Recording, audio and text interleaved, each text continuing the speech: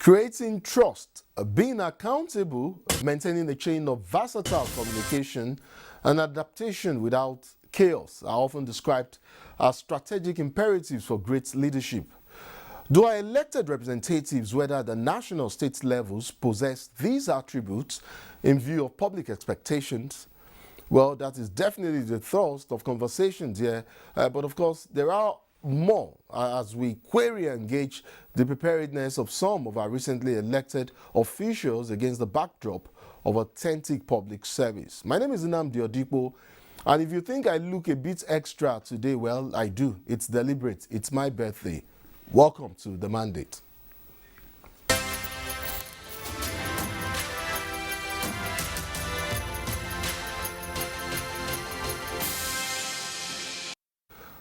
What comes to mind when you hear someone mention Ebonyi? And yes, I mean the state. Well, the state's motto, Salt of the Nation, comes to my mind. That's speaking for myself. I don't know what comes to your mind. But put that within the context of conversations here on The Mandate, and then just maybe you can begin to question whether, aside the Okolie and Uburu salt lakes in Ebonyi there are other political components that make Ebonyi State to stand out. For instance, one could ask if politicians in Ebonyi State are the salt of the earth. My first guest tonight will attempt to answer that question alongside other issues of leadership, largely because he will be representing Ebonyi North senatorial zone at the 10th National Assembly come June. Senator-elect Barrister Nwaebonyi joins me tonight from the beautiful city of Abakaliki. Thank you so much, Barrister, and welcome to The Mandate. Thank you, Nnamdi. Well, Barrister, it is true that you have retired the two-term senator and former Ebonyi State Governor Sam Egu from the Senate. That does not look like a salty thing to do. Why did you feel the compulsion to shake things up a bit? Is that perhaps derivative of wanting to do things more progressively?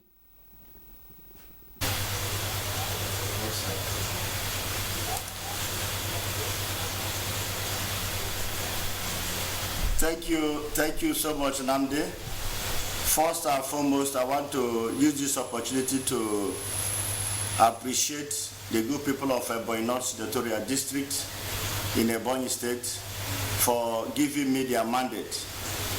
And like I've always promised them in the course of my campaign, I will give them effective representation, because I've been with my people for a very long time, and I really understand their problems.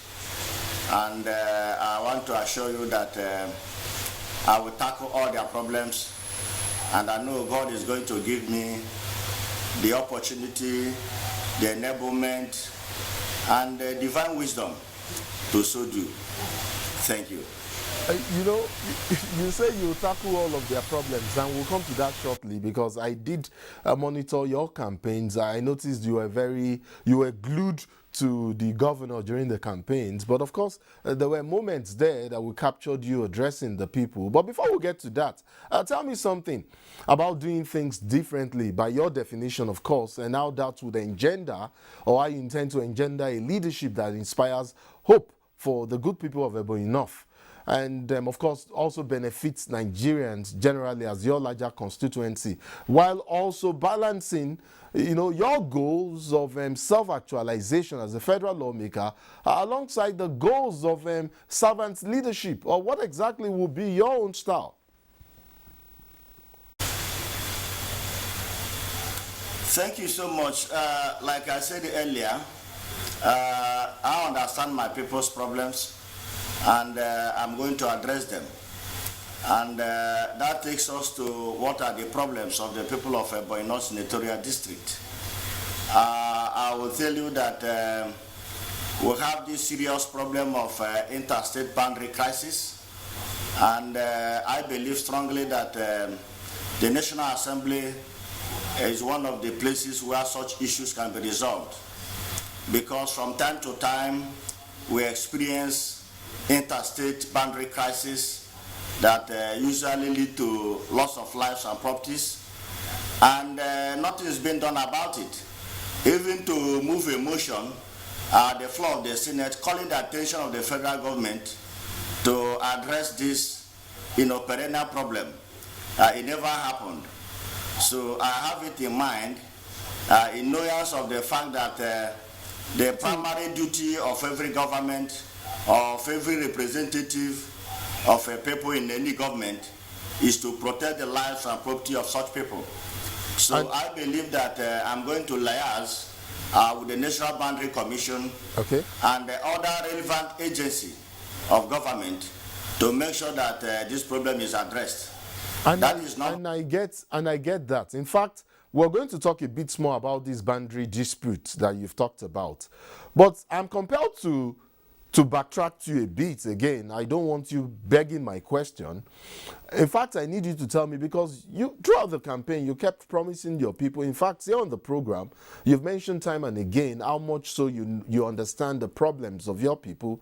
You promised that you would resolve most of their challenges. In fact, here you have promised that you would resolve and address all of their challenges. You know, there are different levels of leadership. You are now, of course, you were state commissioner. First you were party chairman, then you moved on to being a commissioner of capital city development, and you served in the state government, so you understand the different layers of leadership. And now you are at the federal level as a federal lawmaker, and in saying you will resolve and address the challenges of your people, you know what these challenges are. I am just intrigued, and I'm interested in knowing how exactly you intend to achieve that as a federal lawmaker, and that's the crux of my question to you.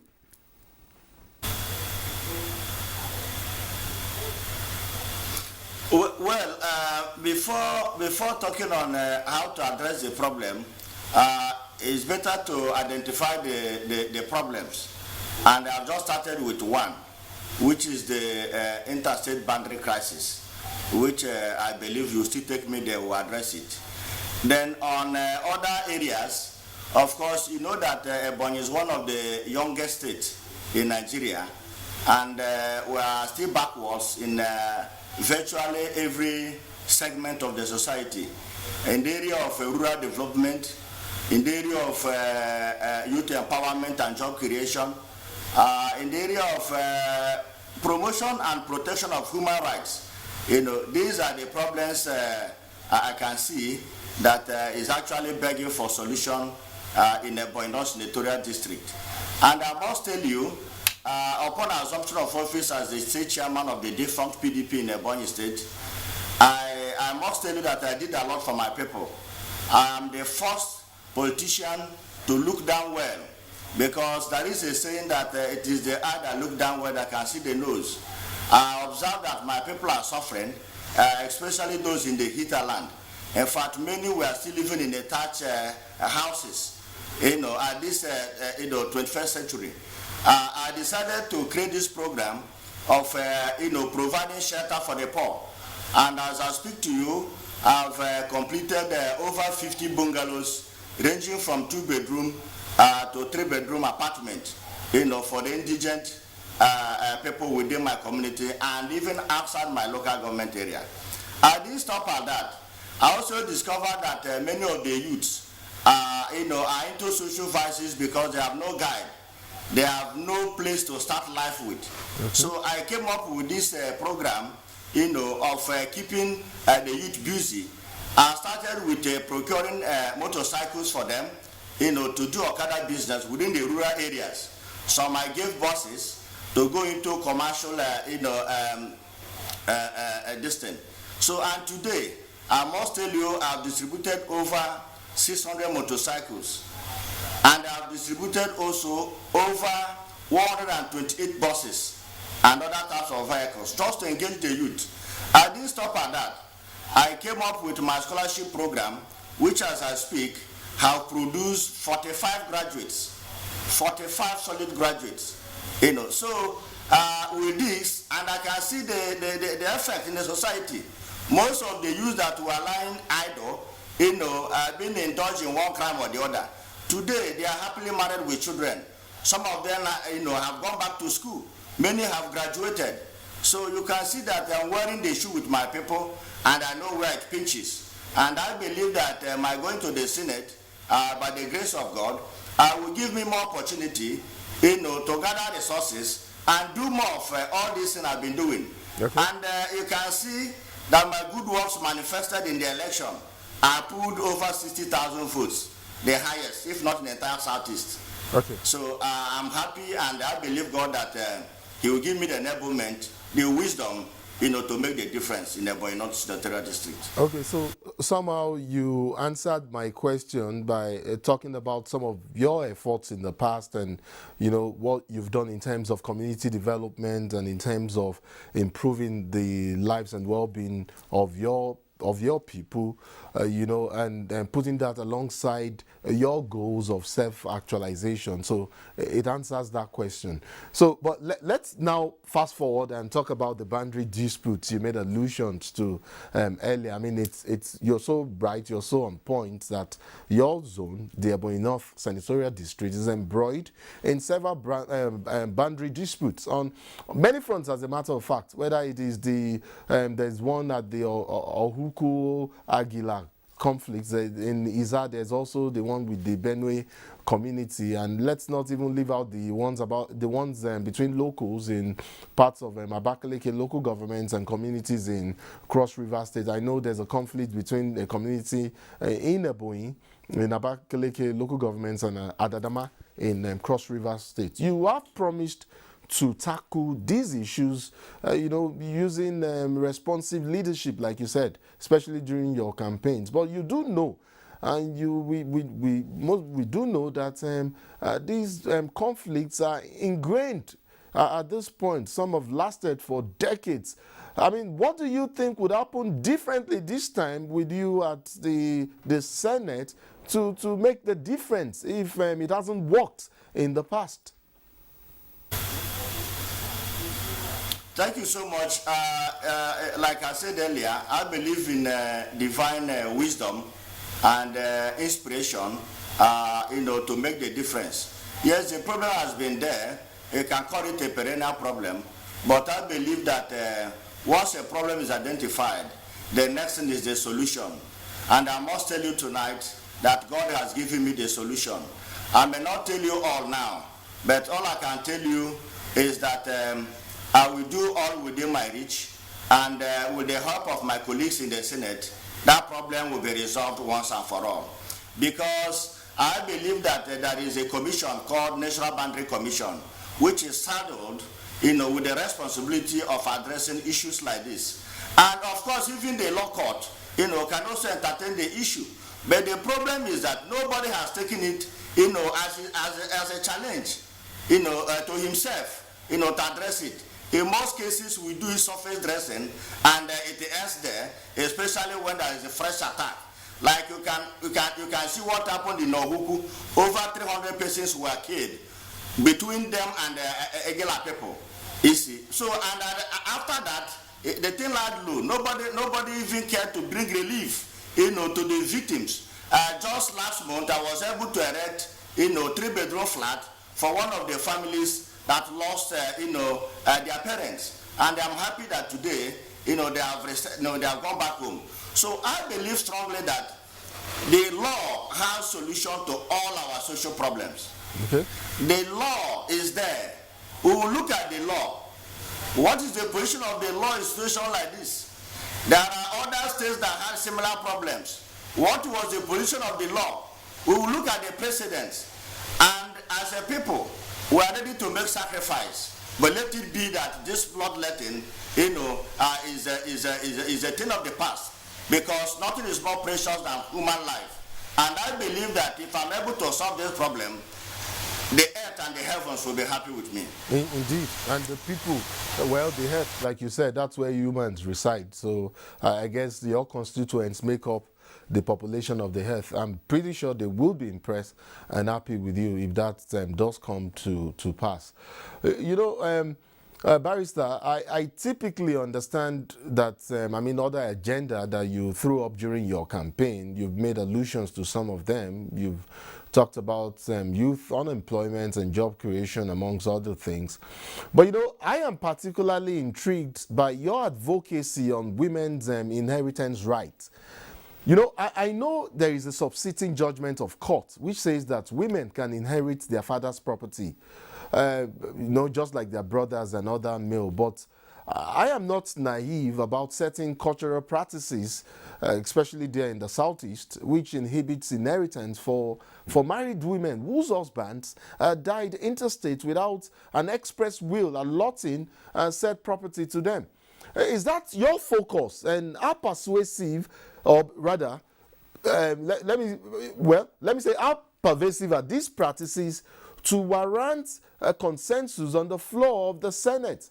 And how persuasive do you plan to be in pushing this agenda forward on the floor of the Senate? Thank you so much. In fact, like you pointed out, this is one of the promises I made in the course of my campaign, to the women folk, because in this part of the country, I must tell you, there are some of our cultural practices that is actually, anti-women. Anti-women in the sense that in my own community called Ngozi, in most cases, women are not allowed to inherit their father's property, especially when the man dies intestate and had no male child. Like if you look at the document I'm carrying here, this is a judgment my law firm gets in favor of one woman who is a widow, whose the father died without a male child. And unfortunately, the family members, being the brothers and the stepbrothers of the late husband, deprived the woman of even accessing the father's compound. But I went to High Court. I did this matter pro bono, and as God will have it, the High Court of Ebonyi State, under my lordship, Honorable Justice C.N. Ken Eze, delivered this judgment on Monday, 25th day of July, 2022, in favor of this woman, saying that this woman has the right to inherit, her father's property. So that tells you that I'm prepared, because this cultural practice of not allowing a woman to inherit the father's property is actually barbaric and repugnant to natural justice, equity, and good conscience. So I believe that as a senator, I will come out with a bill, that will actually give, statutory authentication to this position of the law, so that our mothers, our wives, our daughters will of course enjoy the right, because we are equal before the law. To say that a woman cannot inherit the father's property simply because the father had no male child, I must tell you, is barbaric, is wicked, and I'm there to speak for them. Yes, please go ahead. Land on your thoughts. Yes, to achieve this. Oh, okay, great. I thought you wanted to add something to that real quick. But if not, I did say you were, I referenced your time as Commissioner for Capital City Development in Ebonyi. That was when we garnered that, or rather, at that point, you had developed an identity. You became known as a stoic persona, grim but focused and result-oriented. Some, however, felt that, whether rightly or wrongly, that you were largely inhumane in your approach. And that earned you the nickname 2x2. That is, they say you send people to take whip and flog people who refuse to move from areas marked for demolition in Abakaliki. Here in Abuja, we face similar development control challenges, but I doubt if a 2x2 whip would work here in Abuja. So when and if the 10th Senate begins work, and you are by chance you are in the committee, the FCT Oversight Committee, what will be your approach in tackling development control issues here in the FCT, for instance? Well, thank you so much. You agree with me that city development this with the fiscal planning of a particular city. And this is one of the most difficult assignments one can do, because it is not always difficult for people to misinterpret you. Actually, when I was in the midst of capital city, I came up with a slogan: let the right thing be done. Let the right thing be done. If the law says no infrastructure development without the necessary approval, even if you are my mother or my elder brother, I insisted that the right thing must be done. And the law says no loading of vehicles along the street. All the vehicles should go to a centralized park. I insisted that the right thing, must be done. And you agree with me that when Erufai was the FCT minister, how did I know that you were going to mention Erufai in Abuja? I had a very strong feeling that you were going to do that, and you did not disappoint. But I hope that Erufai did not use 2x2 whip on people. We never use 2x2. If anybody is saying so, let him bring the evidence. Let him bring the evidence. I insisted that the right thing must be done. Even the house of the governor, I have to stop it for him to do the right thing. And he did the right thing. The governor, who is the chief executive of the state, I stopped the project of the chief judge of the state. I stopped the project of other prominent people in the state, because I insisted that the right thing must be done. And that is why Ebonyi is growing. If you come to Ebonyi State today, you will see that the Abakaliki capital city is the most organized, most beautiful city. It is only in the Abakaliki capital city that you can see a centralized park that is not scattered all over. If you come to Abuja, you see park in the Jabi area, you see park in the Otako area, you see park in the Wuse Zone 2. But in Ebonyi State, we have a centralized park, courtesy of Barrister Nwaebonyi. So is that somewhat, and of course with the support of my boss, the performing governor of Ebonyi State. Is that somewhat of what you would do if by chance you are slated or drafted into the FCT committee? Will you be insisting that the right thing is done? Or will you be I will insist that the right thing must be done, not minding who is involved. The right thing must be done. You see, let me take you from there. The problem we have in Nigeria is that when we make law, we think that the law is meant for the poor and not for the rich. No, the law is for everybody. We are good at making laws, but our problem is implementation. So if we insist that everybody is under the law, everybody must obey the law, yes, people must stop, because you are bound to step on toes, especially on the toes of the big men. They are the people that will sponsor social media critics. But the right thing is, the best thing is, what are you doing? Are you acting within the ambit of the law? If the answer is yes, nothing will stop you, because nothing can stop a good man. Very well, Jen. Very well. Very well. You know, and I'm tempted to go back to Ebonyi politics again and talk about in the lead up to the election, certain elements. Let me just describe them as elements and not call names within the PDP. Welcomed your eventual defection to the APC, alleging that you were more of a mole within the PDP anyways. I mean, since the Governor Umahi, your boss, your principal, crossed over to the APC. In essence, your cross-carpeting is somewhat still fresh, and as you head to the floor of the Senate, you will be dealing with some of these elements from the PDP and other opposition parties as well. But then, and I think this is even the relevant part, how willing are you to mend fences and perhaps align your interest with opposition senators, even those in the PDP that you've left behind, in order for you to achieve some of these targets that you've outlined here on our program, the mandates that you've set for yourself? Thank you so much, Nnamdi.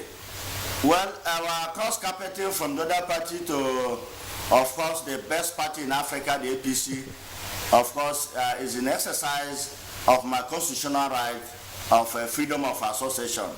I have the right to move, from one party to the other, and we did. And today we are not regretting it. And that takes us to why did I leave the PDP? Of course, I've been the state chairman of the party for about 6 years or thereabout, and we discovered that the PDP has no plan, for the people of the southeast, and of course we have to look for that really wasn't my question. Elsewhere. Sorry, so, Barrister. my leaving the party. Can I interject, Barrister, if you don't mind? Sorry.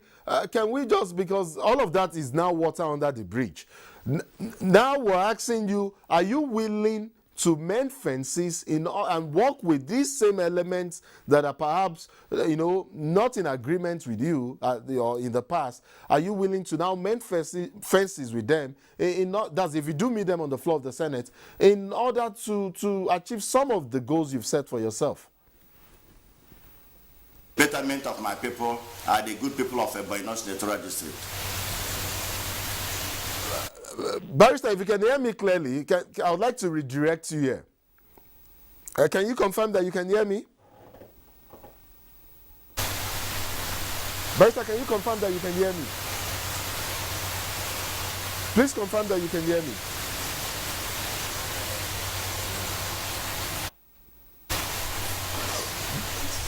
Barrister, can you hear me?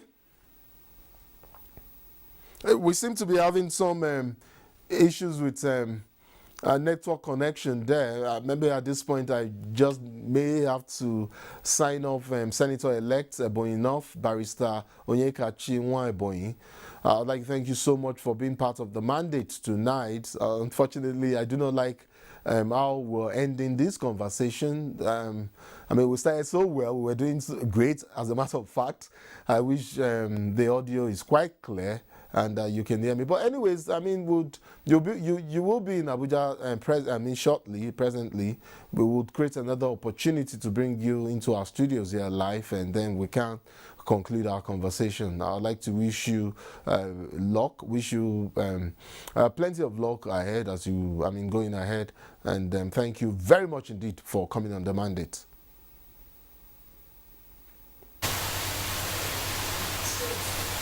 Well, it's still there, and there's more to come, and we will be speaking to yet another lawmaker, federal lawmaker. That will be after and when we return from the break. Please stay with us. We brought you the ballot. Are you not tainted by association and not worried that your good manners may likely get corrupted? No, I don't think so. Personality data profiling of citizens in the country. Now we'll bring you the mandate. Join us Mondays and Tuesdays at 10:05 p.m. and 10:30 p.m. on Wednesdays, Thursdays and Fridays. The mandate showing on the network service of the NTA.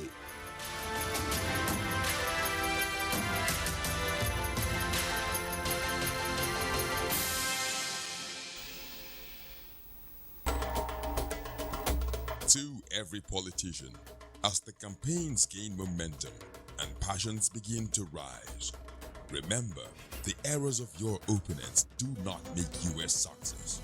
Do not run down your opponent and inflame passions to violence between and among your supporters. What counts is what you plan to do for the electorate and how you intend to relieve the sufferings and bring succor. Nigeria is in dire need of patriotic leaders at all levels. Leaders who will make national development their priority. Concentrate on telling the electorate what you intend to do when you get into office. Focus on making your vision clear to the electorate. Don't engage in verbal abuses, fake news or speeches. Keep dealing with issues that will bring progress. You win the hearts and minds of the people by being above board, by being civil, patriotic, and showing empathy. Let's join hands to make the 2023 elections peaceful. A message from the National Orientation Agency.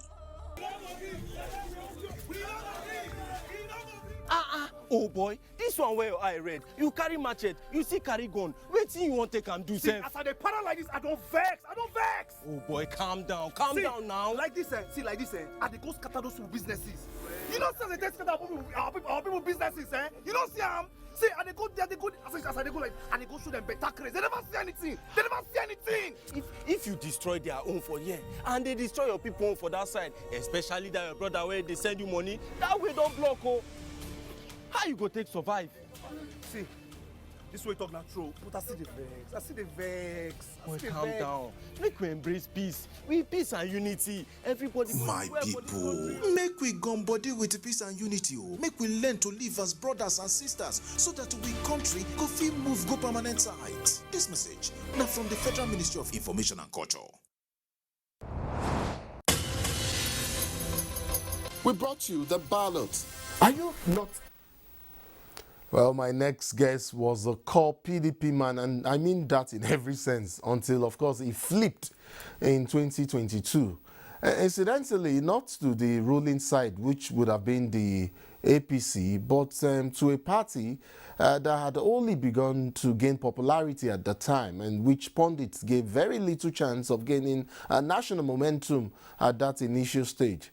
Well, that party has since proven to be resilient and has given someone like my guest a chance to be a federal lawmaker at the lower legislative chamber of the 10th National Assembly. My guest is the Labour Party member, House of Representatives elect for Aniocha Oshimili Federal Constituency, Ngozi Lawrence Okolie. Thank you so much for joining us tonight. Thank you. Good evening. You know, surprisingly, or well, interestingly, I am surprised at how I have omitted the fact that I am from Oshimili North, Ila, as a matter of fact. And so you will be my representative at the House of Representatives. And so now it will seem like I am one of your employer. You work for me.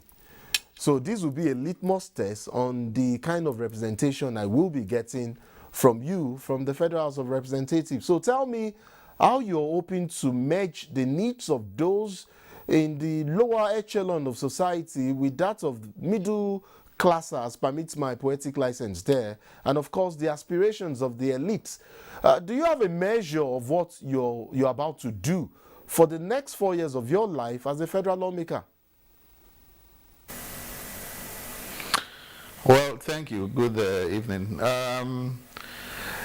The essence of going to the National Assembly is actually to make laws, and that is what we're prepared to do. I would definitely make laws to create a very conducive atmosphere for businesses and the individuals who live primarily in my constituency and the nation at large. And I assure you, we will not fail those who sent us to the National Assembly.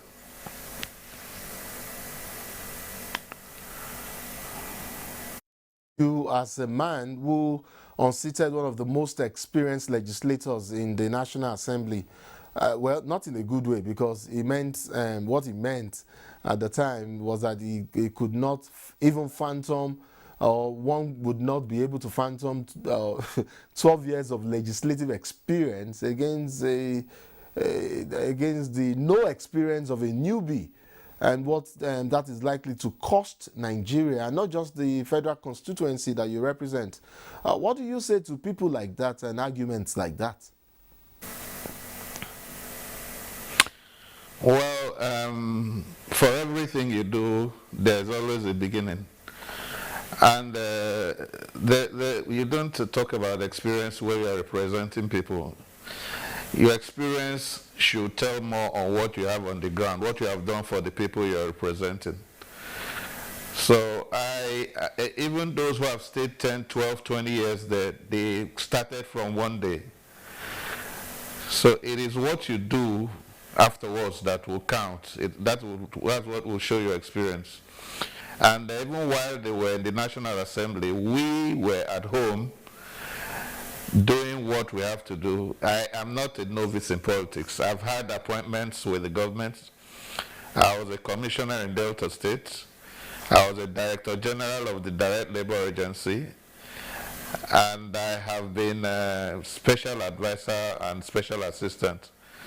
So there is nothing really new that we are not experienced about. I've lived among the people.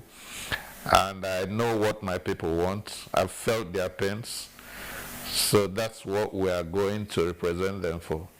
I'm a messenger of the people, and I'll definitely represent them the way they want us to be represented.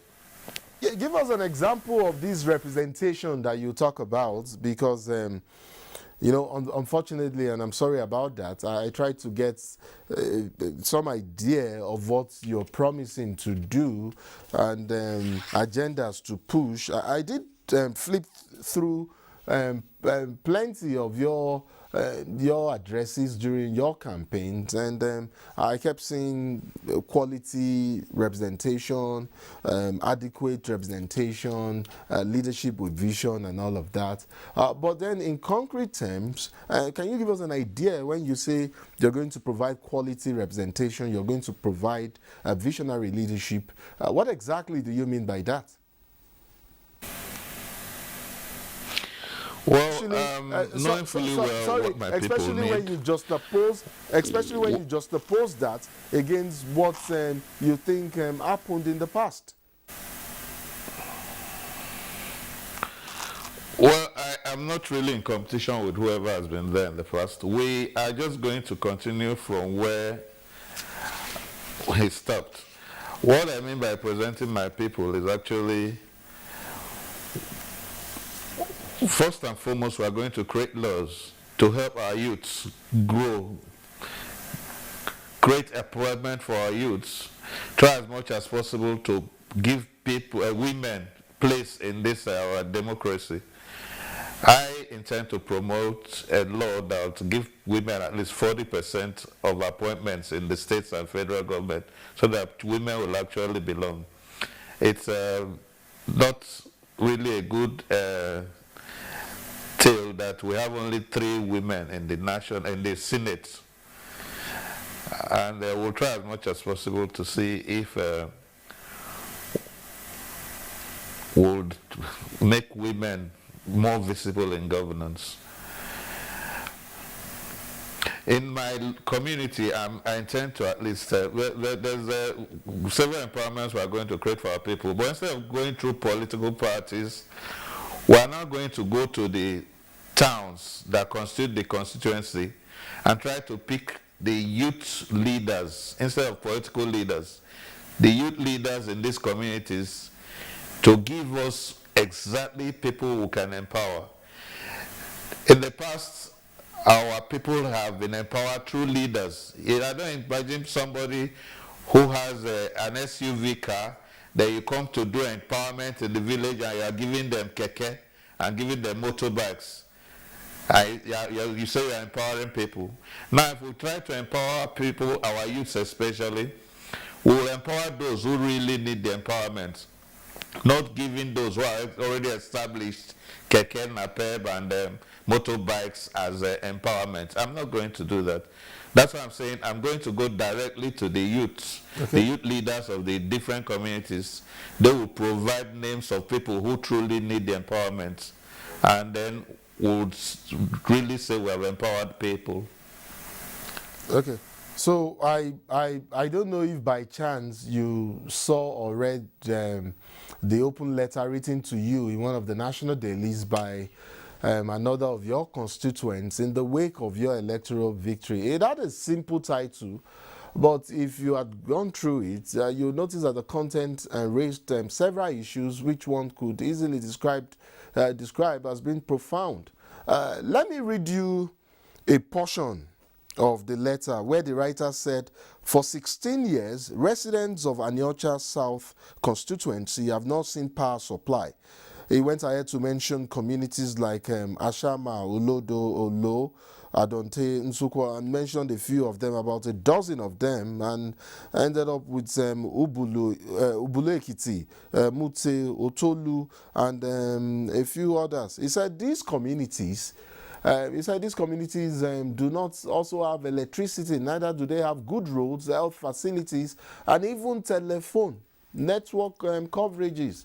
I mean, among other issues. I understand that some of these development issues being talked about in this letter are now on the concurrent legislative list. But if you're promising responsive representation. How early can these communities begin to see the relevant agencies take stronger interest in their well-being towards addressing some of these or some of the identified challenges contained in this letter? I haven't really seen that letter, but I feel the pain because I know those areas very well. In fact, during my campaign, there's somebody that actually told me that grader has not passed through his village before. And I felt pained that in 2023, people will live in a place where they can't even go with cars.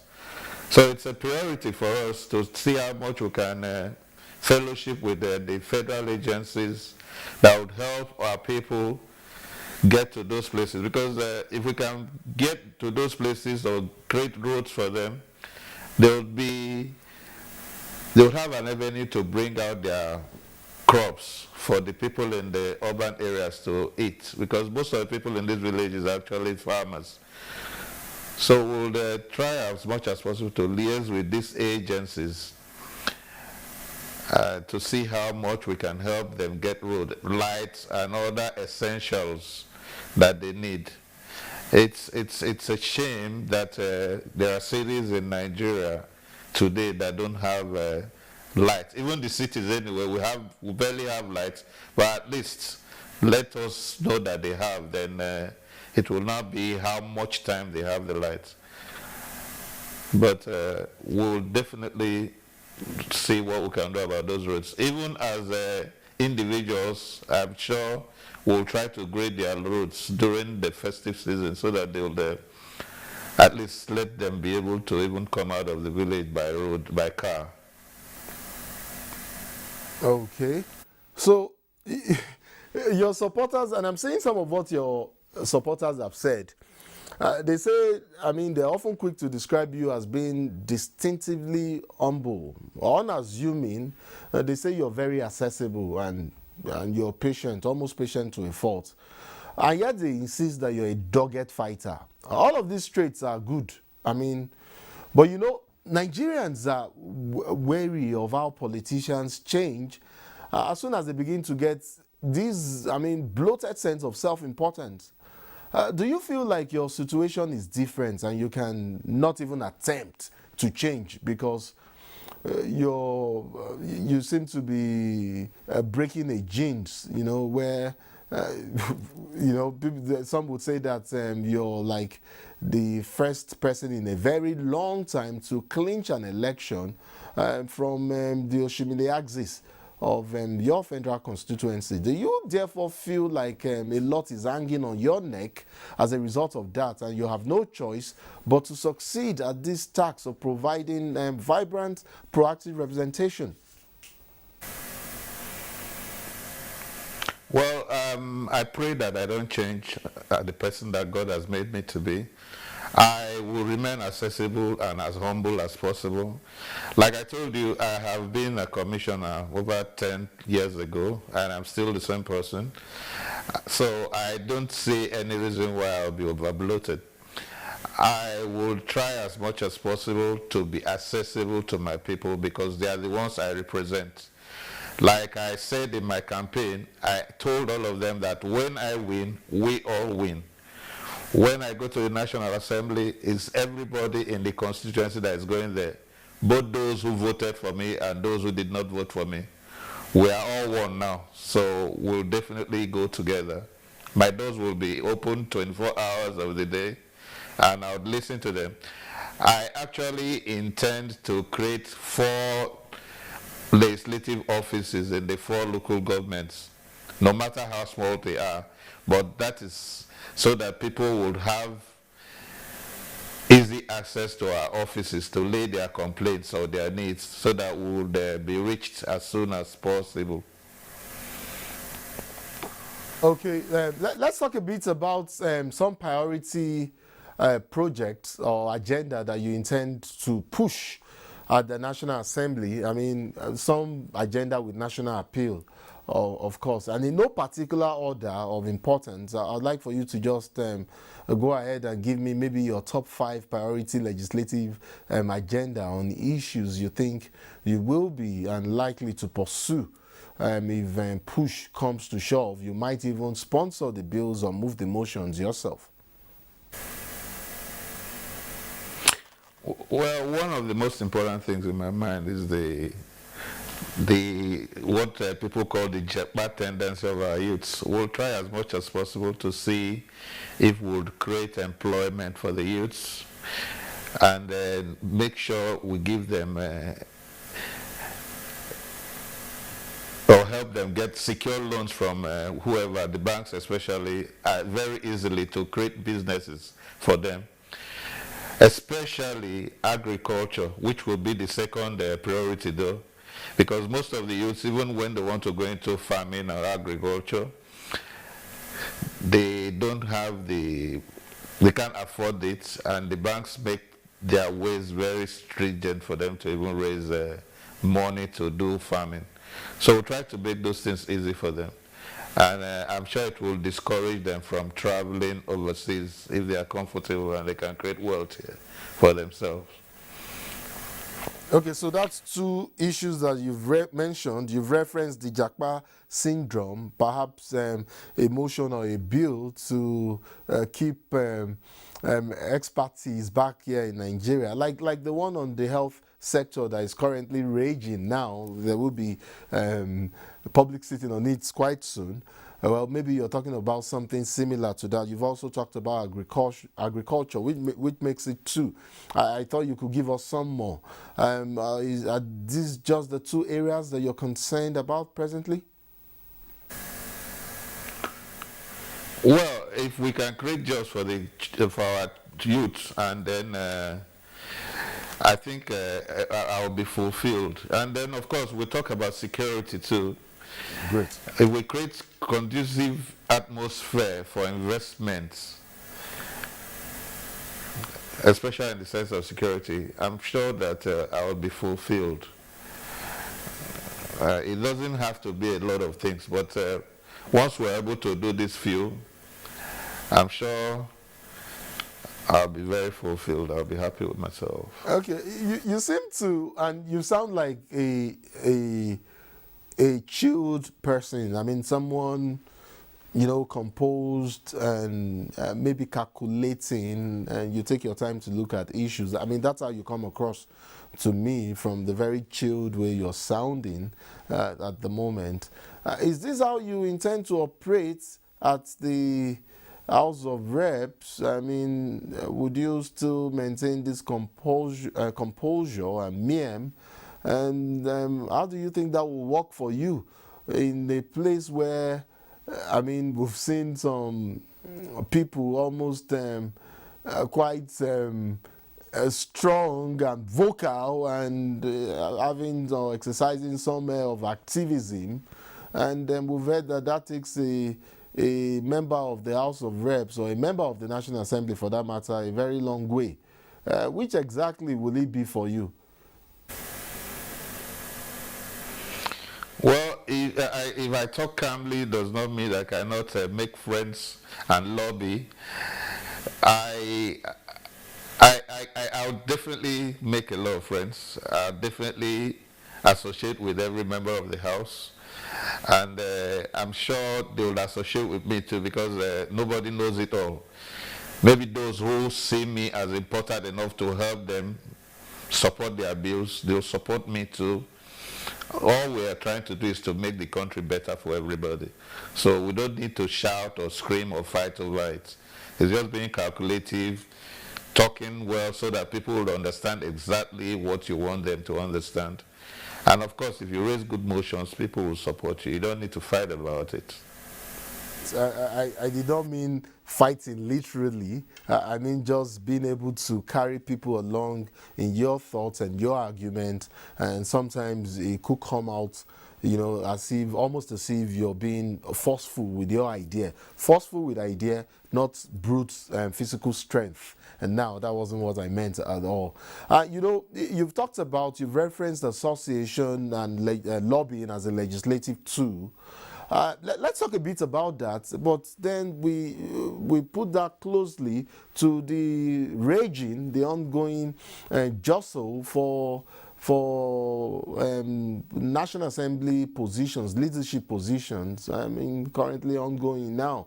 Well, we don't know where the ruling party, because of course leadership will come mostly from the ruling party. I'm talking about key leadership positions now. And I know your party, the Labour Party, they're about, I don't know the exact number right now, the House of Reps, if I'm not, so that I don't quote a wrong figure. But then, no matter, you're not the largest minority. You know, the PDP would be the largest minority in this instance, but it still doesn't mean you don't have a stake in what happens in determining the leadership of the House.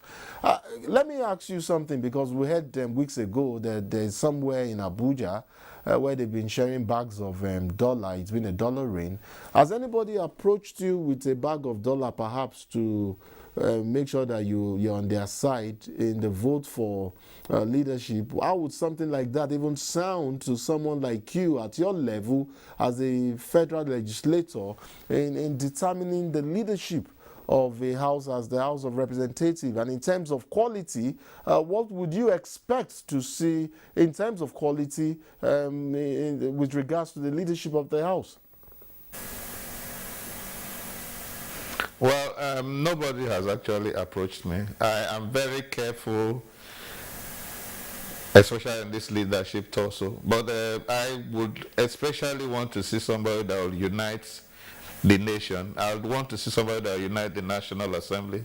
I would want to see somebody that would strictly try to at least enforce our electoral laws, so that Nigeria would have a meaningful election.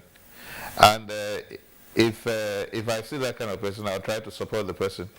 Then you're talking about Labour Party being, well, Labour Party, the good thing about us is that we are united. We have a bulk vote of 34. So it's a strong force, because anybody we support, we are going to give him all our votes. So that's a good thing about the Labour Party. You know, you've just mentioned the Electoral Act, and we're rounding off here. I mean, real quick. You know, you've just mentioned the Electoral Act as being a condition upon which you would personally support somebody's candidacy. What other issues or what other criteria, perhaps, would you be demanding of a leader? Well, the way the person carries everybody, the respect he has for his fellow members of the House, I think it's very important. You know, we are looking carefully at everybody that's shown interest in being the leader in the House, and we're looking on how they carry us and how they address people, and we're looking at their past stories too, those we don't know very well. But the fact is that there's no law that actually says that a new member cannot be the speaker or procedures in house one of the leaders of the House. So we are looking at everybody that is interested, and mind you, the newcomers have the number, so they are very strong force.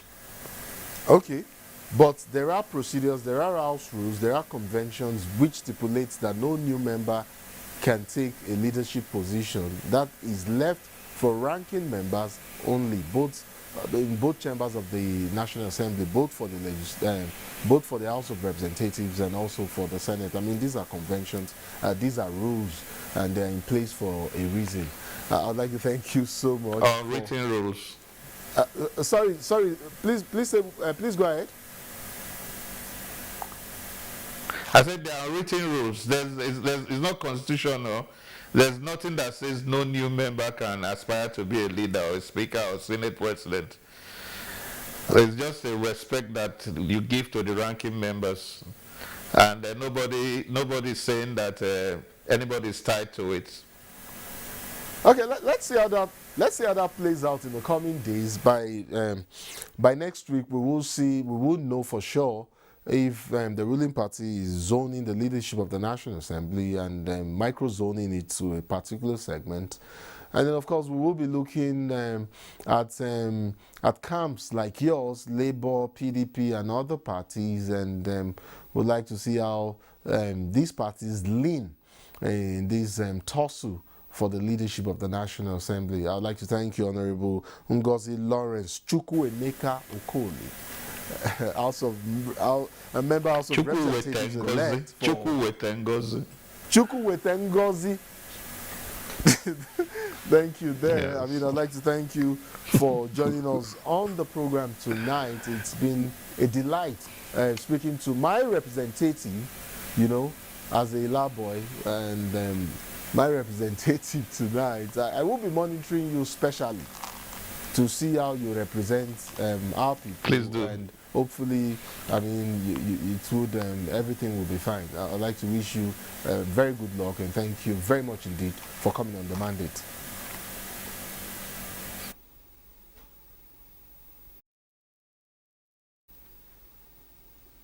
Okay. Okay, great. So that's it for tonight. Monday is another week, and come next week and going forward, the mandate would air only on Mondays at 10:05 p.m., Wednesdays and Fridays at 10:30 p.m. Well, that's it. My name is Nnamdi Odipo. See you then.